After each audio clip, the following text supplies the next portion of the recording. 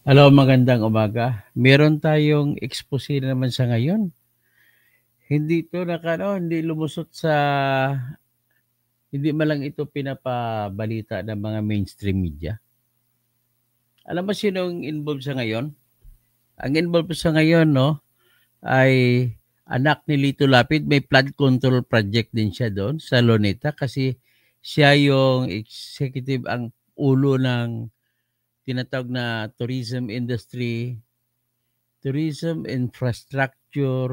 TIESA, Tourism Infrastructure Economic Zone.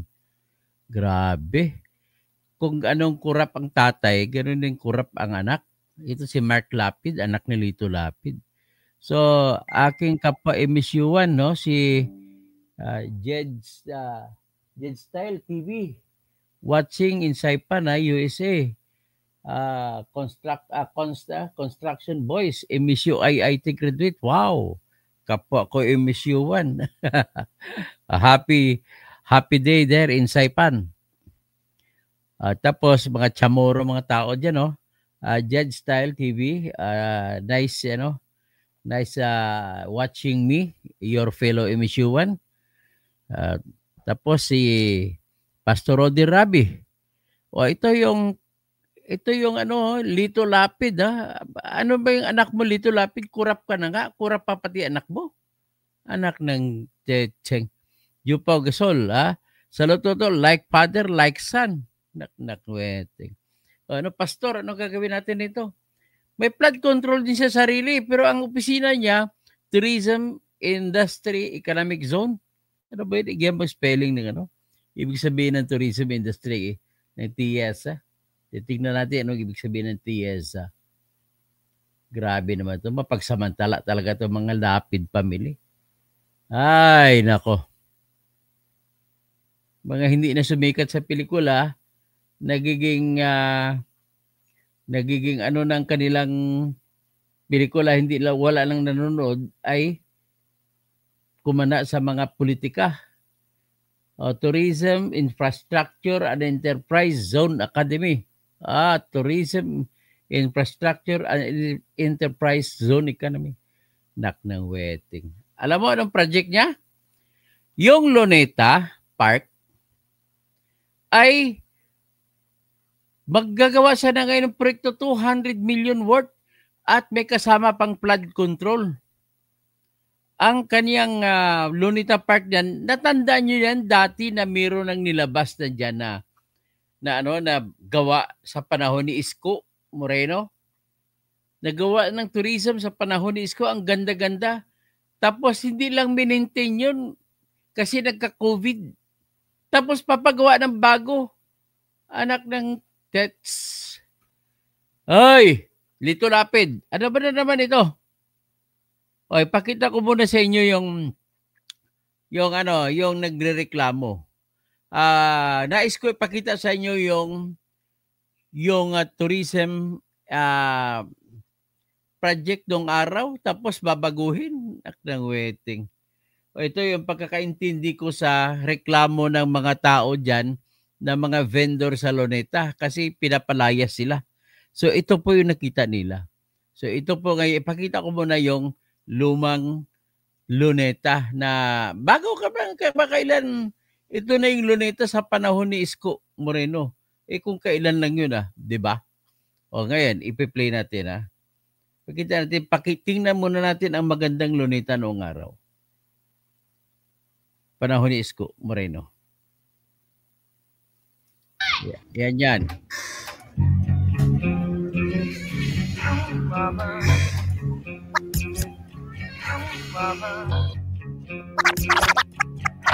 What is a watawa? It's our flag, sir. Watch this.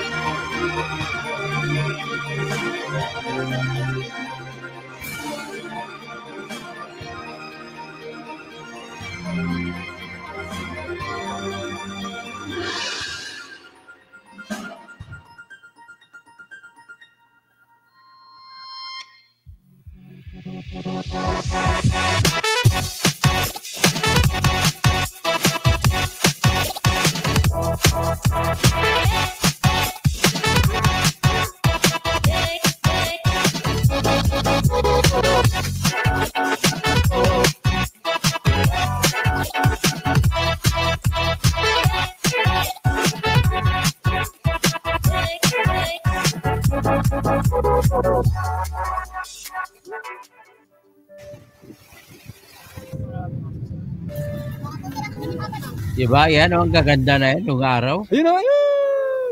Hi guys, we go to the Neta Park. It's so pretty here. But at the night, they play songs in the fountain. Even has the biggest one. It's so big and it is so beautiful and so colorful and amazing. There's also playground there for kids and it will close at the beginning of night. See you in the Neta Park. Bye!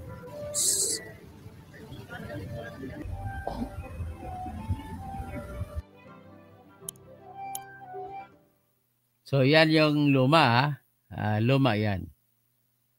So, ngayon, nagkaroon lang ng tinatawag na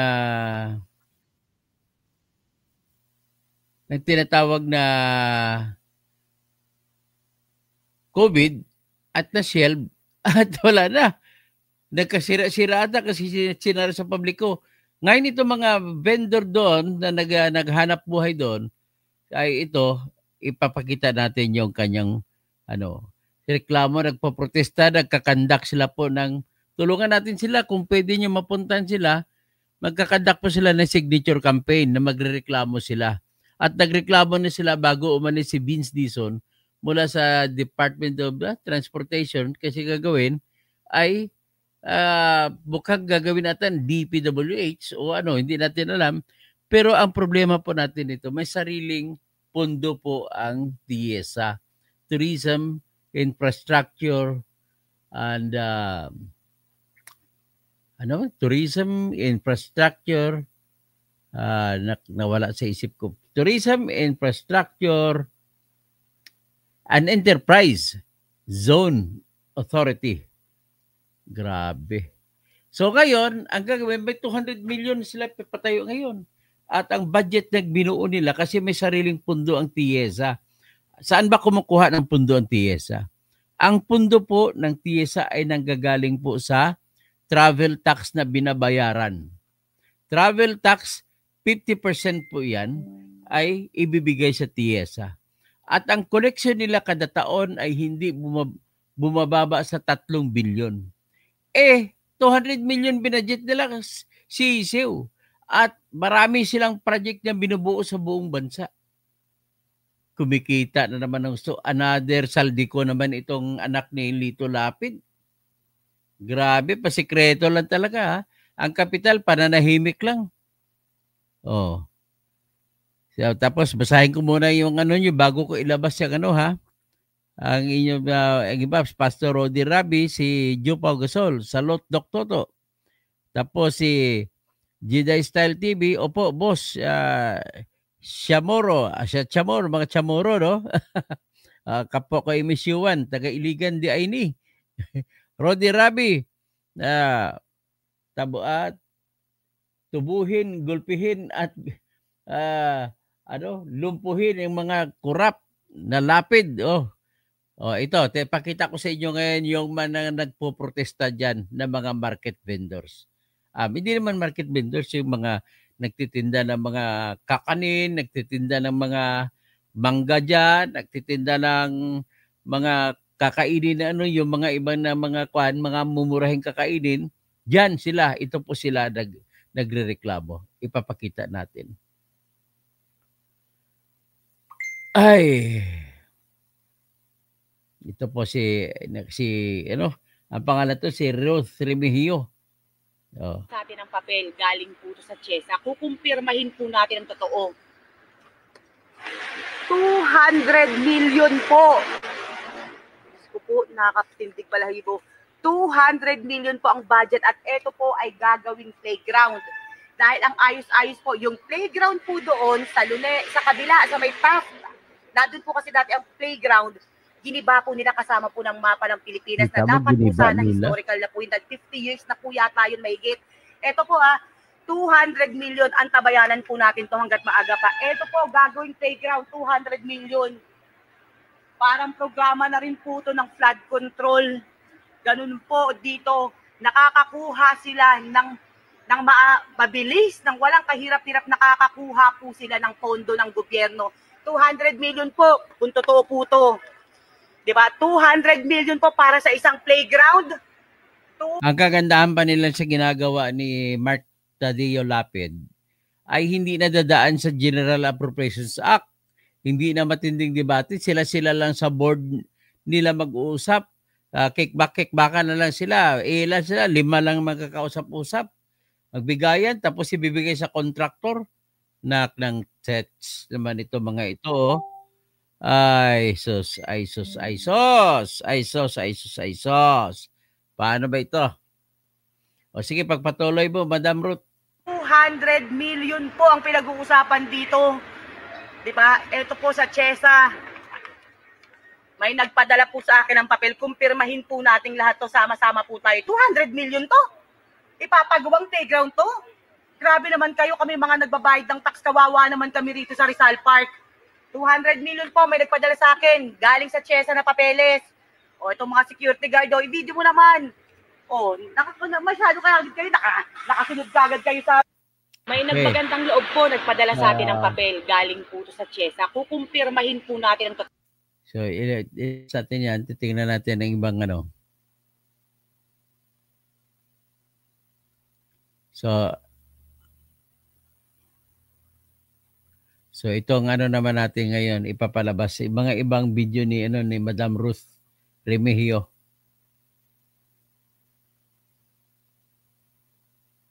Balik na natin. 200 million po na planong pagpapagawa ng children's playground po ang signature campaign para po sa infrastructure at flood control na proyekto po ng CHESA na dapat po imbestigahan. Ang 200 million po na planong pagpapagawa ng children's playground po. Ano klaseng playground yun? Ang 50% po nun, nababalita po, siguraduhin natin, manggagaling po sa CHESA. Ang CHESA pa kung saan nagmumulang pera, yung kinukuha sa ating katilalabas tayo ng bansa na 1,620. Doon nila planong waldasin yung pera ng taong bayan, di ba? Pangalawa, imbestigahan yung mga CR na pinagawa sa Rizal Park. Bakit kailangan CHESA ang magpagawa ng mga CR doon? Samantalang, itong nagdaan na 2 taon, kung kailan dumit ang Rizal Park, 200 milyon ang dinagdag ng pondo ng Rizal Park, nagpapagawa ng kalsada, hindi ba manadadaanan, bitak-bitak na. Ngayon may pinapagawang multipurpose hall. Walang nakalagay na project details, walang nakalagay ng tarpaulin ng COA. Ano yun? Nililihim ninyo? Tinanggalan ninyo ng kabuhayan kami. Ang sabi ng DOT, nakakapagbigay sila ng ilang libong trabaho. Ang ayos-ayos na mga paghahanap buhay ng mga PWD doon, ng mga death na may cancer, ng mga maliit na manimiga, tinanggalan ninyo ng kabuhayan. 30 kataong tinanggalan ninyo ng kabuhayan. Ganun kayo kahuda sa amin. Grabe na, pinapalayas. Pinapalayas yung mga tao. Hindi na pinag-renew ng permit. Ay, naku, buhay talaga itong ano. Ito, dito tayo ngayon.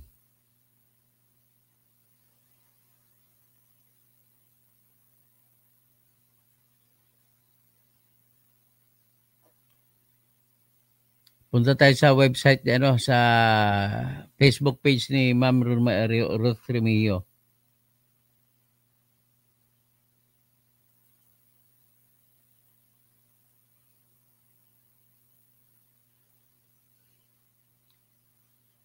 Kukuha tayo dito ng mga pangyayari.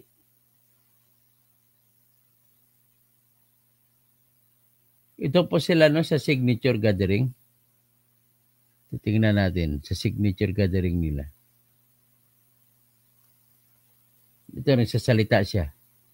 Kilometro 0, ito na po ang ay tapos na pala yan. Signature campaign para po sa dito tayo. Ito na nga mga kakilometro. O eto ha. Interesado po talaga ako na imbestigahan po ang TIESA dahil infrastructure po sila ng buong Pilipinas po. Ultimo nga CR pinapatuso. Wala bang kakaya ng NPDC magpagawa ng CR? Bakit kailangan sila pa magpagawa? O eto maganda. Tingnan po natin. Director, Tourism Infrastructure Enterprise Zone Authority, 2018-2019 po. Si Saldico pa pala ang dating bago nag-resign. Si Ginoong Saldico. Siya yung Kaya mas nararapat po na mas imbestigahan. Si Saldico ang ang 20th Congress na representative ng Congress sa TIESA. Grabe. Utak talaga ng Saldico. Buti na lang nag-resign. Pero hindi ko alam kung nag-resign na siya, matutuloy pa ba ito? Po. Sumulat na po tayo kay Secretary Vince. Ayan Paano makita? Ayan. Ayan May sulat na hindi makikita. Ayan. Ay, hindi kita. Ayan Sige, di bale. What is important is, dito tingnan natin ito. Ito yung nagpipirma na sila.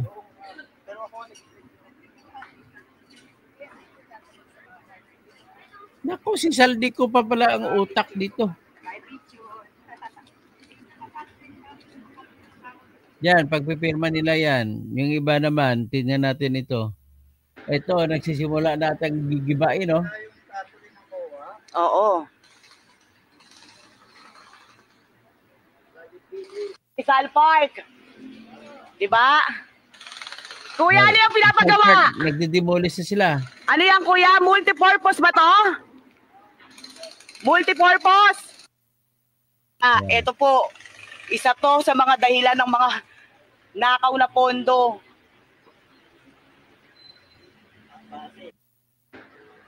Ngayon, ino-audio ko yung mga OFW kasi travel tax nyo ito. Tax natin lahat ng mga nagta-travel. Pag magbayad na 2,000 plus pa ata ang tax, ang travel tax kung magbabiyahe ka. Ito naman si Roque Mio.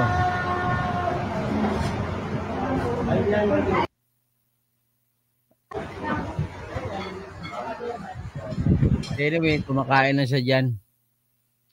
Ito yung signing nila. Signature campaign po. Hindi ko lang hindi na nagbabalik. Nilagarin din mga bakal Po kaming mga maliit na manininda, mga PW. Mga PWD na manininda. Ang tutol namin dito, ang programa po ng TIESA, imbestigahan po lahat ng proyekto nila dahil may flood control din po sila dito, 99 million po sa Intramuros. Ang pagpaplano po nila na magpagawa ng 200 million na playground. Ang Rizal Park po, ang NPDC, kung kailan lumiit na ang million po ang dinagdag ng pondo, yun po ang kine-question namin. Habang kami rito pinaalis, pinahihirapan, sila nagkakamal lang ng salapi dito, ang kakapal ng mga mukha ninyo. Hindi kami titigil, lalaban kami kahit maliit na manininda kami. At iikot pa kami kung saang mga parke na mga maliliit. Pupunta kami, magpapapirma kami. Eto kami, kahit wala kaming kamag-anak, na chairman, na senador, na pero lalaban kami. Oo, iikot kami kahit sa mga campus para sa signature campaign. Sige, yan sila ha.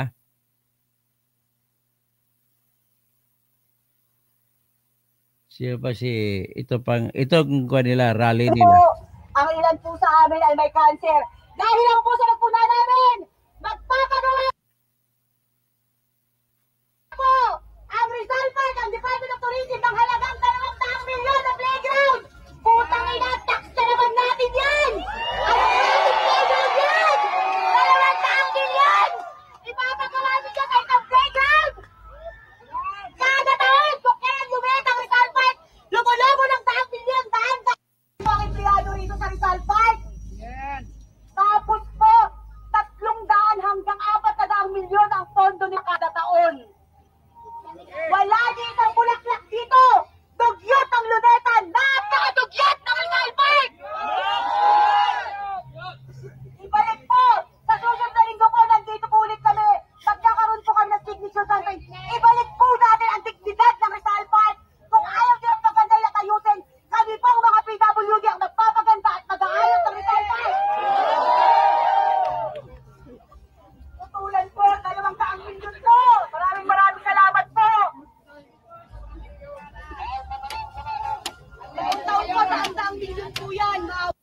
So grupo po sila ng manininda ng mga PWD, mga disabled. Sila po ang kumukontra. So ito pa isang bang rally nila, oh. Kaya po rito, biruin nyo, pumasok kayo sa sila dito, may takachesa, pati ba naman yung infrastructure na? Di ba? Wala po. Alam nyo po, dati ba, laki ang luneta, di ba? Ngayon po, pagdating sa top, hindi na po. Sana, ano na po, sa National Museum. National Museum na po. Ibig sabihin po, lumitag luneta. Pero daang-daang milyon po kada taon po, lumalaki po ang budget nila. 135 lang po ang empleyado rito sa Rizal Park. Tapos po, 300 hanggang 400 milyon ang pondo nila kada taon. Wala din isang bulaklak dito. Dugyot ang luneta. Dugyot! Dugyot ng Rizal Park! Dugyot! Ibalik po! Sa susunod na linggo po, nandito po ulit kami. Magkakaroon po kami ng signature kami. Ibalik po natin ang dignidad sa Rizal Park. Kung ayaw nila maganda na ayusin, kami po mga PWD ang magpapaganda at mag-aayaw. Tama! Tama! Tutulan kaya po rito. Yan yung ano nila, no? Yung mga tinatag na mga protesta ng mga tinig ng mga umaangal. So, ito, pakinggan natin yung mga kwento dito sa ibang kwento. Para pa bukas. Ayan. Hello. Handa na ba kayo mga kilometro? Patalsikin natin si Cecil Romero. Malakas, di ba? Ready na para bukas. Sino ba? May claim ako. Mga kilometro. Huling vlog ko na to para bukas 21 na po, no? Yan, sama-sama po tayo sa Rizal Park. Okay. Yan, handa na ba ang lahat? So, anyway, ayan, mga kakilometro zero. So, ayan mga kakilometro, napanood ko yung Beng Ramos sa Senado. Hindi raw nila ipapatawag kasi may cancer daw, stage 4. si Bing Ramos pala, yung pinuntahan ni Mina Lopez, Jose. Yung kay Erwin Tulfo pumunta, si Bing Ramos ang utak dito. Nagkikimo, may cancer ako, stage 3. B, di ba? Tinanggalan ako ng tindahan. Kasama ang mga PWD, may ginawa ba kayo? May konsiderasyon ba kayong ginawa sa amin? Sa kabila ng pakiusap namin, sa kabila ng panawagan namin na magdanakaw ang hudas na direktor ng Rizal Park, milyon-milyon na ang mga proyektong mga moro-moro. Pinapakinggan nyo ba kami?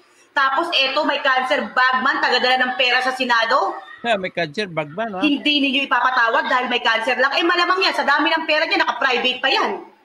Habang kami, pumipila sa PGH at pagdating ng alas 12 may cut-off. Ha? Pag hindi kayo inabot sa oras na yon, wala kang kimo na makukuha.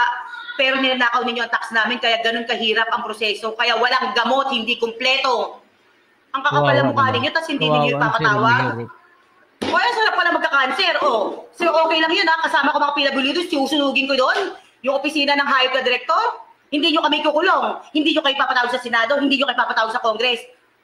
Kasi nga, may cancer ako. Ano yun?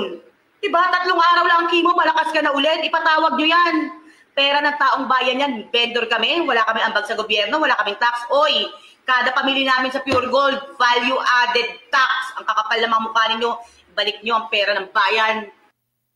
So, ayan mga kakilometro, napanood ko yung Beng Ramos sa Senado. Ano yan, flood control project ng Luneta, oh. Tingnan nyo, Nakita nyo to, ang tagal-tagal na milyon.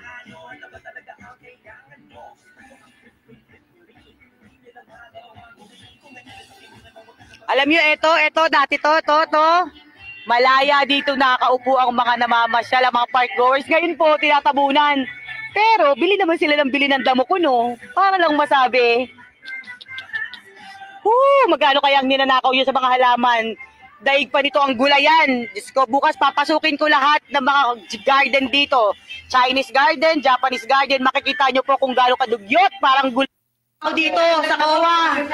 Ayaw po ibigay yung kailangan namin. 2 buwan na po kami babalik-balik dito. Ibigay na po. Sana. Ano ba yung kuha na yan? Palabasin nyo yung tao sa COA. Hindi. Oo, akin na. Higa ako dito. Ha? Hindi. Kukuhanin mo yung karton ko eh. Di ba? Nandito po ako nakahiga sa kalsada. Ayaw pong ibigay ang COA report. Ibigay na po yung report. Ayaw nila ibigay. Hindi ako alis dito. Tumayo ka kasi dyan, ma'am. Iba pang gumawa. Baka mo to. Pero ilang buwan ka na namin lang tayo nagbigay ng report, ikaw bibigay. Tumayo na ka dyan para Grabe ng makareceive ka kuha sa'yo. naman ito. Ginagawa dyan, mag-resign ka na. Pabalik-balik kami rin. Ako dito sa COA. Resign ka na. Ayaw. Diba? Huwag yung antayin. Taong bayan ang sumugod sa inyo.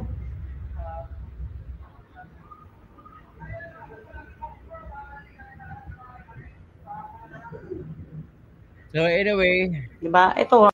i-follow up natin to. I-follow up natin ang istoryang ito. This is very disturbing.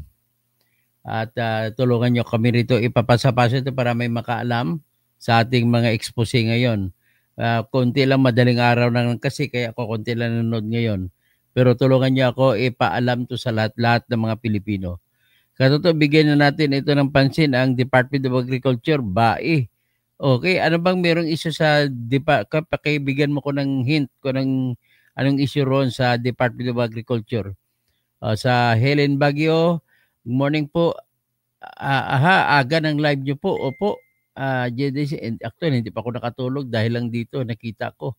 At hindi ako makatulog pag may issue ng pambayan. Maraming salamat po sa lahat. Paki-ano na lang po.